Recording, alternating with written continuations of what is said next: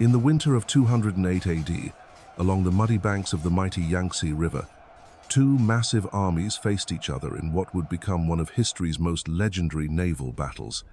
But this wasn't just a clash of steel and strategy.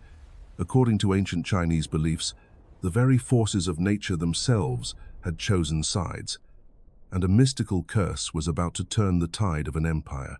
Picture this: the most powerful warlord in all of China, commanding nearly 800,000 troops, stands poised to crush his enemies and unite the fractured realm under his iron fist.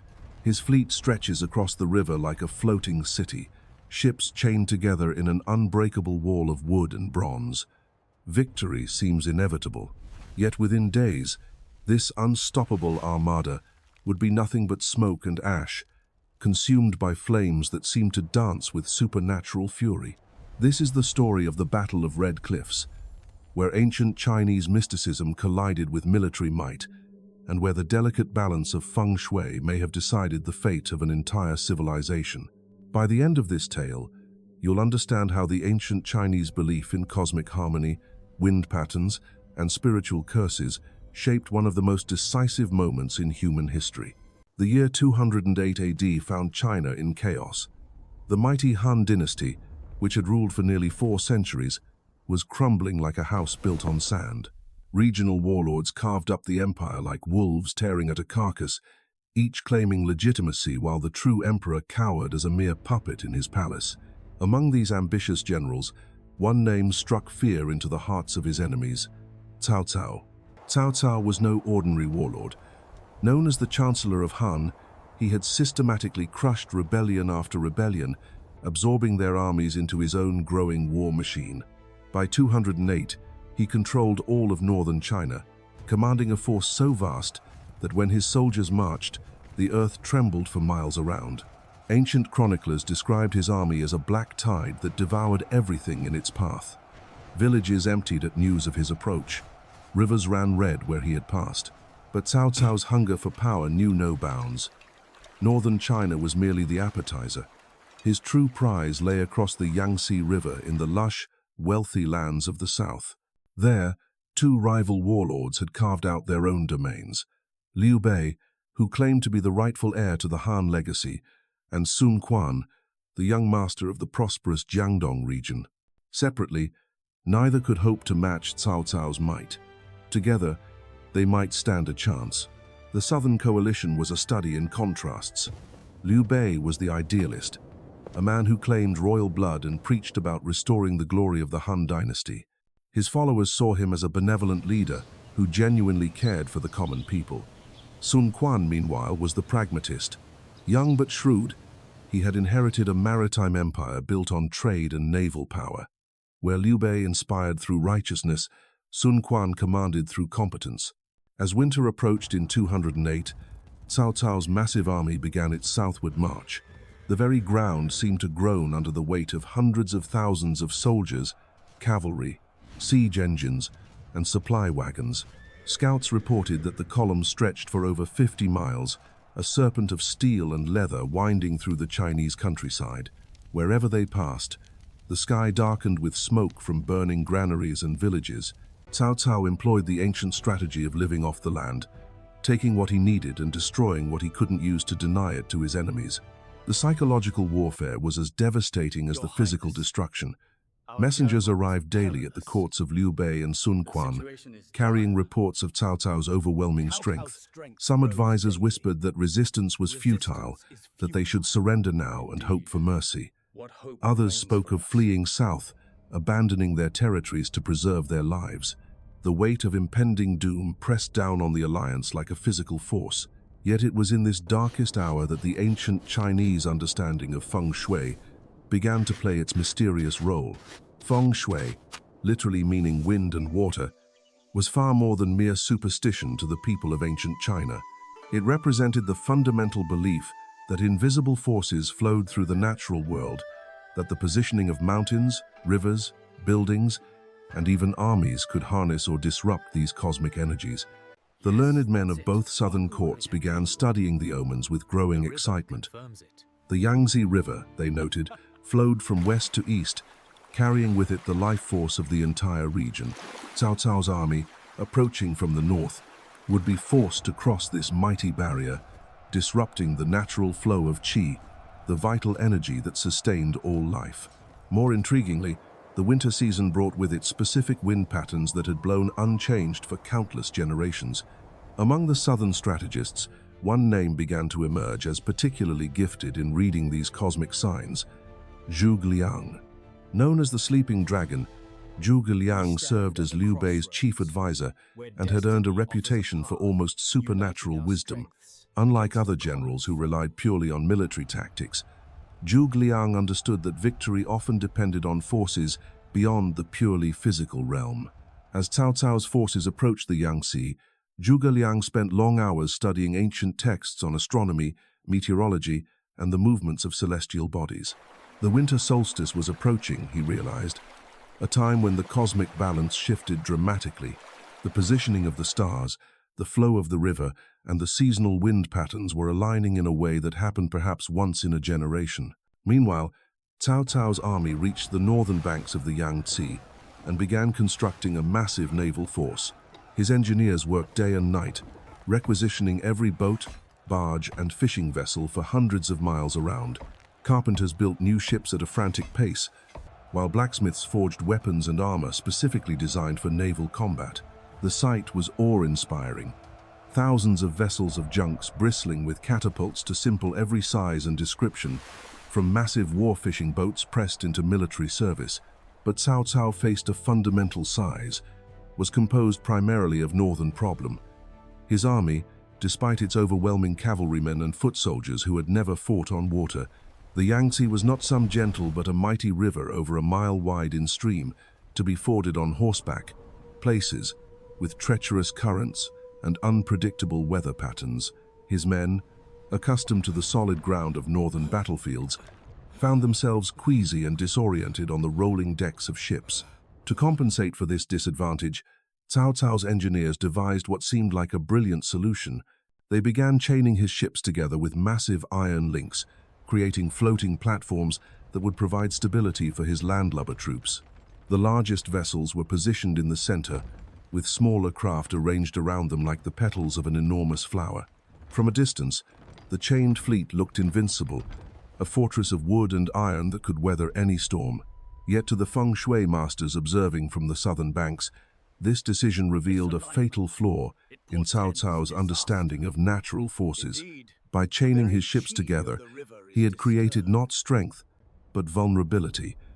He had disrupted the natural flow of water around his vessels, creating stagnation where there should have been movement. In Feng Shui terms, he had built a dam across his own qi, trapping negative energy within his fleet. The stage was set for a confrontation that would determine not just the fate of three armies, but the spiritual destiny of China itself.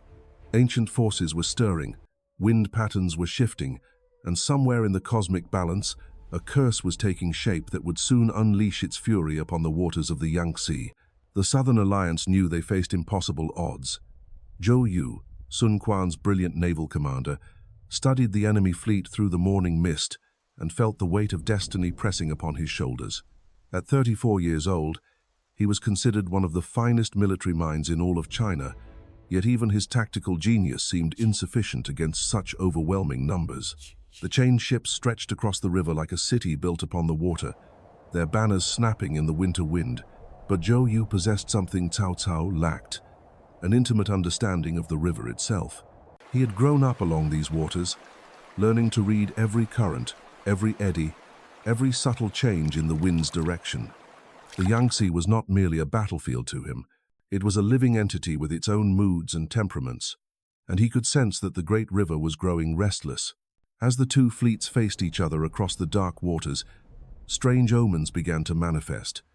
Fishermen reported seeing unusual cloud formations that resembled dragons locked in combat. Birds flew in patterns that defied explanation, circling the enemy fleet as if marking it for some terrible fate. The water itself seemed different, taking on an oily sheen that reflected the winter sun in unsettling ways. Zhuge Liang observed these signs with growing certainty that cosmic forces were aligning against Cao Cao. In the ancient Chinese understanding of the world, Such omens were never random.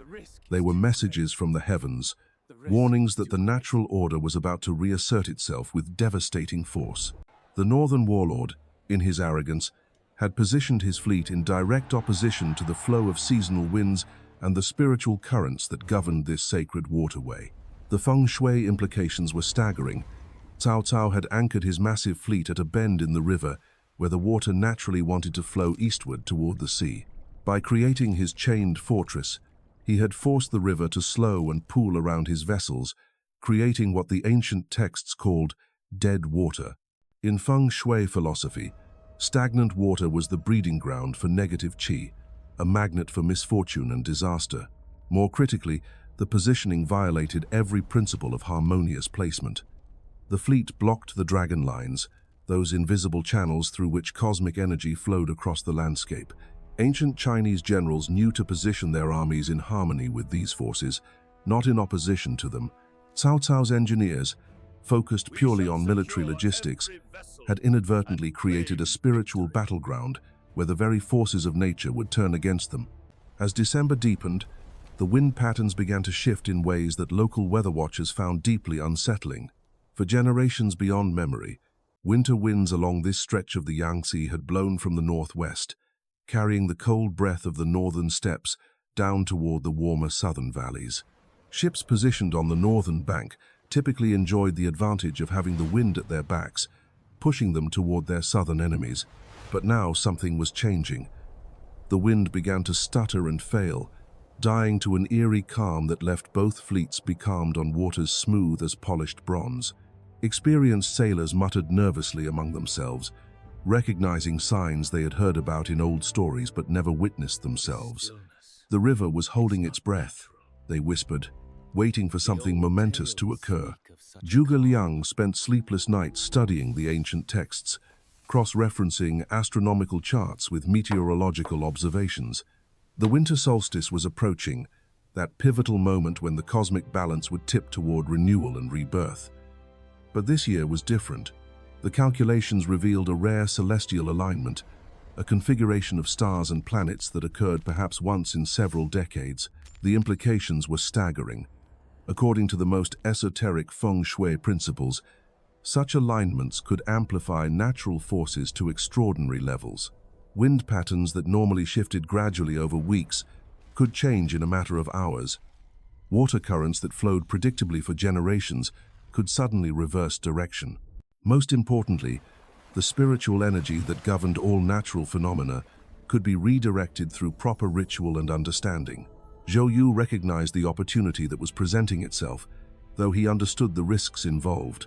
If Zhuge Liang's calculations were correct, the approaching celestial event would create a window of supernatural possibility.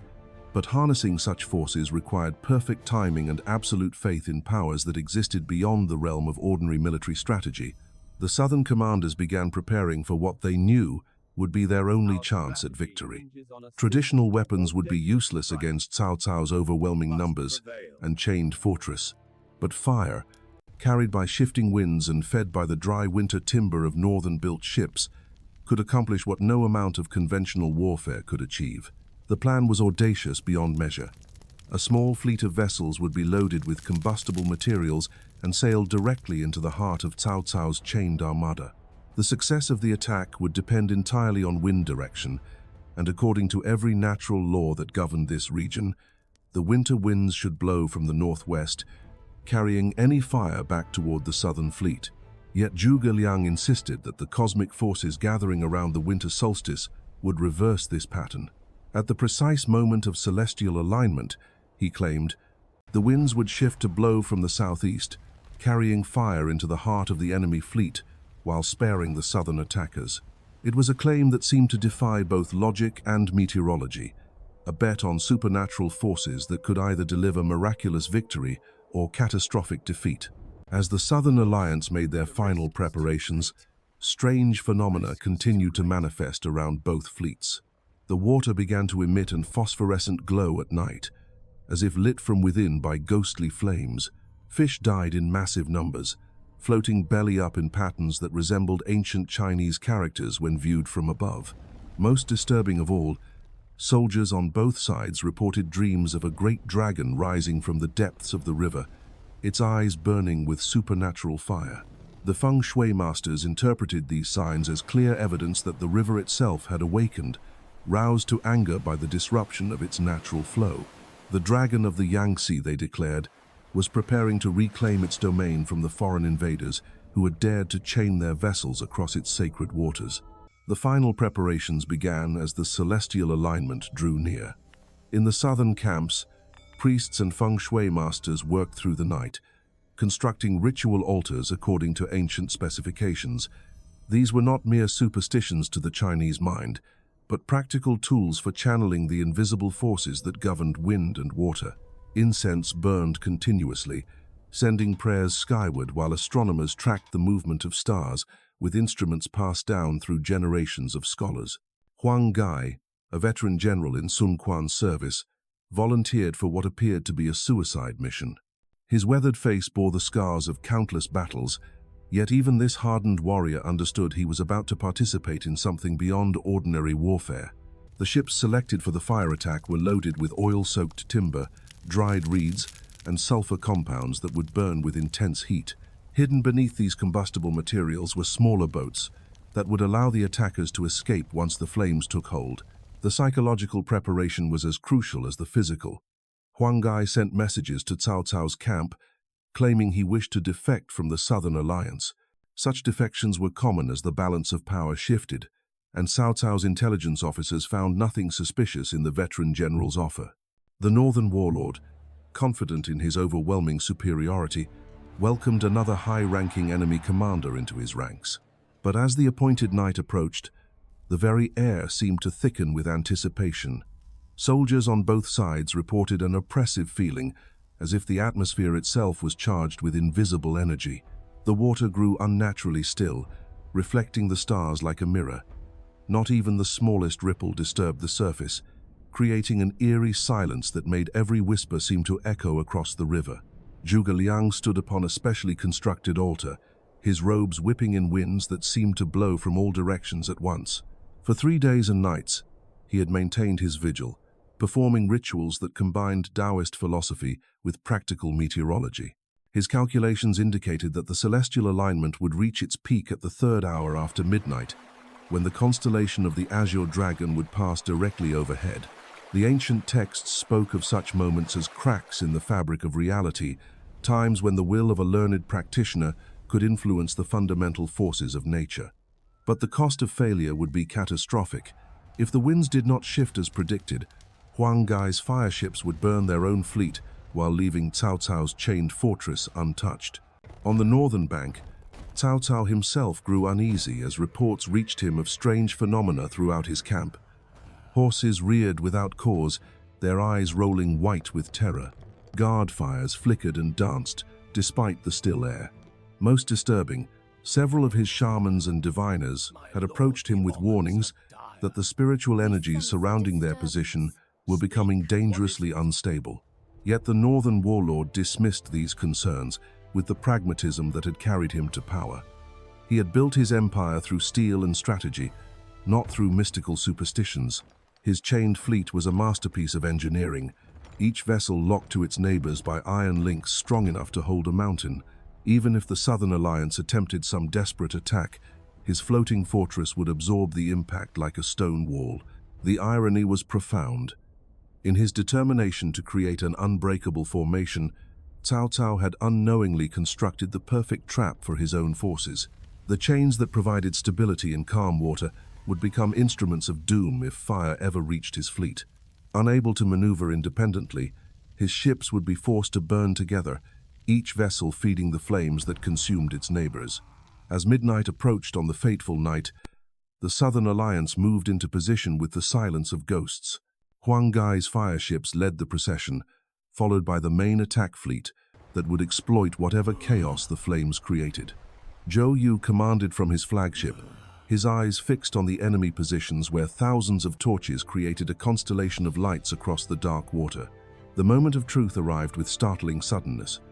At precisely the hour Zhuge Liang had predicted, the oppressive stillness shattered as a wind rose from the southeast. It began as barely a whisper, stirring the banners and setting the water to gentle lapping.